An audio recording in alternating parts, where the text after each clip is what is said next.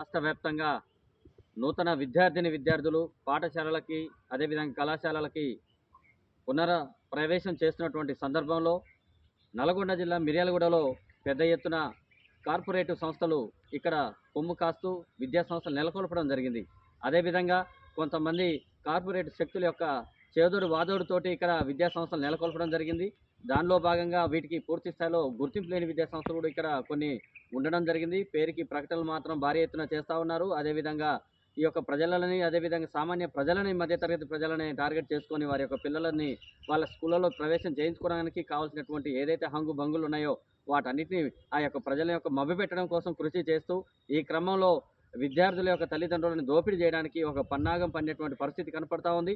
ఇప్పటికే పూర్తి స్థాయిలో గ్రామీణ ప్రాంతాలలో ఇక్కడ విద్యార్థుల తల్లిదండ్రులను మభ్యపెట్టడం కోసం క్యాన్వైస్ చేస్తూ ఉన్నారు. పెద్ద ఎత్తున రంగురంగుల కరపత్రాలు పాంప్లెట్స్ తయారు చేస్తూ ఇదంతా జరుగుతున్న క్రమేణంలో ఇక్కడ అదేవిధంగా ప్రైవేటు స్కూళ్ళలో ఇప్పటికే పెద్ద ఎత్తున స్కూళ్ళలో బుక్స్ డంపింగ్ చేస్తున్నటువంటి పరిస్థితి కనపడతా ఉంది.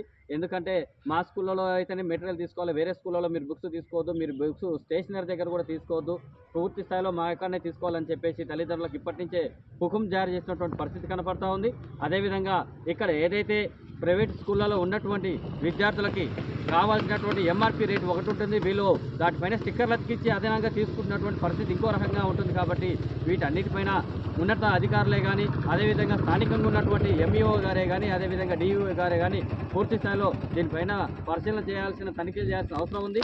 ఎందుకంటే ఇక్కడ కొంతమంది యూనియన్లుగా ఏర్పడి ఏదైనా సమస్య వస్తే పూర్తి స్థాయిలో మేము ఒకటిగా మా సమస్యలు పరిష్కరించుకుంటామని చెప్పేసి ముందుకు వెళ్తున్నటువంటి పరిస్థితి ఉంది. కాబట్టి వీటన్నిటిపైన సమగ్ర విచారణ చేసి గుర్తింపు లేని పాఠశాలను రద్దు చేయాలి. అదేవిధంగా పూర్తి స్థాయిలో ఒక కామన్ రేటు ప్రకారమే విద్యార్థుల దగ్గర ఫీజు వసూలు చేయాలని చెప్పేసి ఈ యొక్క రేట్ల పట్టిక కూడా స్కూళ్ళలో బోర్డు ఏర్పాటు చేయాలని చెప్పేసి ఈ సందర్భంగా తెలియజేస్తూ, అదేవిధంగా ఏదైతే స్కూళ్ళలో ప్రైవేట్ స్కూళ్ళలో బుక్స్ పంపిణీ జరుగుతూ ఉందో వాటిని అరికట్టి పూర్తి స్థాయిలో గవర్నమెంట్ ఆధీనంలో ఉన్నటువంటి గవర్నమెంట్ నామ్స్ ప్రకారమే ఈ యొక్క బుక్స్ కూడా పంపిణీ చేసే విధంగా కృషి చేయాలని చెప్పి ఈ సందర్భంగా కోరుతా ఉన్నాం.